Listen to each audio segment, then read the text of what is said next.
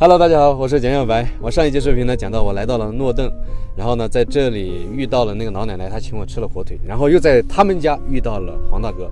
我现在呢是准备跟着这个黄大哥一起到这里也叫诺顿哈，这里也是诺顿村。哦，这是你母亲家。我们要来到这边去看黄大哥腌制火腿。平时其实黄大哥是没有这么多时间，很忙的。我呢是为了记录下诺邓火腿怎么腌制的，所以呢我就过来专门麻烦黄大哥一趟，坐着他的车过来的。安妮波妞呢就没跟着我来哈。另外还有2个小伙伴呢来这边玩，跟着过来记录的。我们现在是到了他们这边专门腌制火腿的这么一个地方。诺顿村呢是千年白族古村，诺顿的火腿呢也是相当出名的。这个黄大哥呢，咱们在上一集视频当中遇到的时候非常巧，他呢是《舌尖上的中国》第1季第1集出现的主人公，他家是非遗传承人，他一直传承着他老爸做诺顿火腿的这个手艺。到了他这一代然后他一直在做诺顿火腿，所以呢，我今天就过来瞧一瞧他是怎么做的，带大家感受一下做诺顿火腿的手艺。可能看过《舌尖上的中国》，发现很简单，是很简单，但是你就做不出来他所要做出的那个味道。哇，你们这个这么专业吗？比我的专业他们这个。这种腿它那个油看到没有？发亮对呀，这种。这个油标还要看这个肉质对，肉质。你们家这种肉质，你们在昆明都找不到这个肉质，不是吹牛。昆明都找不到这个肉质。对啊，昆明的那种肉根本不是这种肉的。这几条是叫老百姓杀的那种嘛？老百姓自己杀的年猪那个。就火烧猪，你看没有？我们是烧过的，做的比较正规的，就说这个是他酿，昨天杀的，摊在这里，然后呢放在这里以后呢，第2天来做，就是让它这个也叫做排酸的过程。我们老一代呢，他来说的话就是让它冷却，其实现在按照标准来说是排酸。走，里面。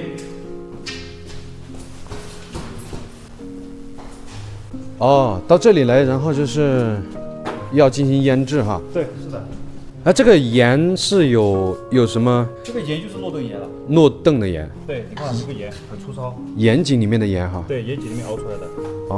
这样。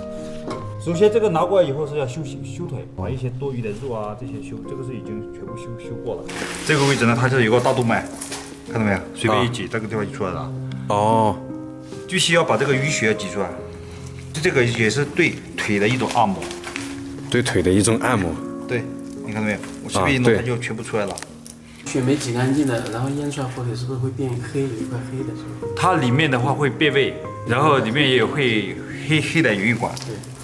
还有这么多讲究。然后呢，差不多之后呢，这个是酒。我们以前做的酒是这样的，我们就拿一个碗把酒倒里面去，然后呢这样撒，要么就喝一口喷。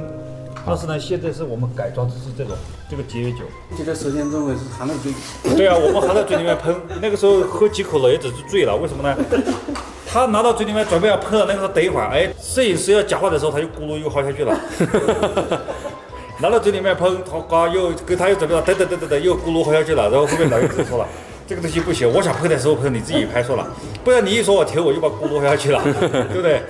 是挺搞笑的。我们这个酒都相当好喝的。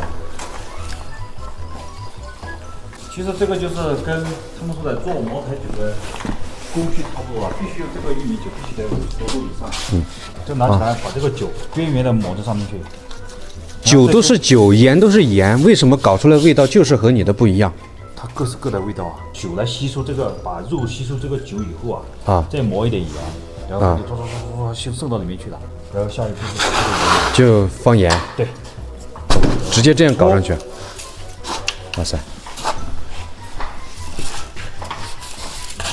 首先是要在皮上让它充分吸收这个盐。井盐哈。对。外面的那种食用盐腌得出来这个味道吗？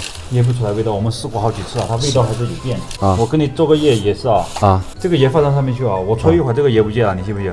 你搓。一会儿它全部渗到里面去了，它很快的有没有一种可能是被搓到两边去了？很少。就说你看嘛，我放到原来是这么一块嘛但是现在这边它可能渗不进去了，要在这边，你看到没有？我就这样搓你看它在搓的过程当中，盐就不断的渗到里面去，我在慢慢的搓嘛，不然你就说不戒了。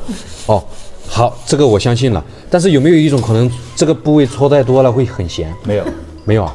你看我这个盐渗到里面去以后，它是慢慢的在渗透，因为这个我在揉的过程当中，刚才我抹的那个酒啊，就渗到里面去了啊，就再搓一会儿。皮子上面就要多搓一下。对。哦，要搞这么多盐上去？对，这个就要让它充分吸收，这个水就差不多了。这个叫上第一道盐，走的是要上3道盐。3道盐。对，来小心啊。啊，行。哇，这么多腿啊，这边我都没注意到。你看我们在上盐过程当中，你看这些它已经吸完了。啊。你看这前面腌的这些。哦，这个是之前腌的。对，你看这些它已经吸收完了。啊，感觉没腌多久呢哈。对，因为才开始腌嘛。才开始腌。对，然后腌下去以后，我们一般都是3到4天放一次，就是把上面的那些盐呢再揉一小揉一下，然后呢又把它翻过去。你看它腌的时候，它就水就全部出来了。腌的天数呢是跟这个腿的斤数它是相当的，比如这个腿，我们要腌个25、6天这样的。这就是3、4天翻一次，3、4天翻一次，不停的翻，然后呢就到最后面就挂起来，挂到里面去。哦，我才发现这边这么多呢，我的妈妈呀！这个一条腿大概多少斤呢？像这个呢28斤左右。28斤左右。对，这种的话算大还是算小？中等。中等。对。如果他不讲话的话，这一条腿几分钟就搞完了哈。对，其实腌火腿很简单的。啊。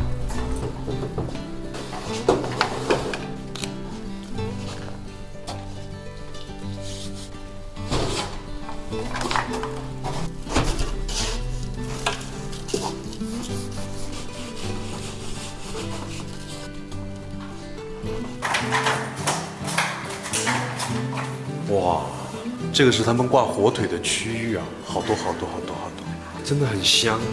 对于我这种爱吃腊肉的人来说，这对我的诱惑力太大了，你们知道吗？这么多火腿，要是我家的就太好了啊！我要走到这里面来，跟这些火腿合个影啊！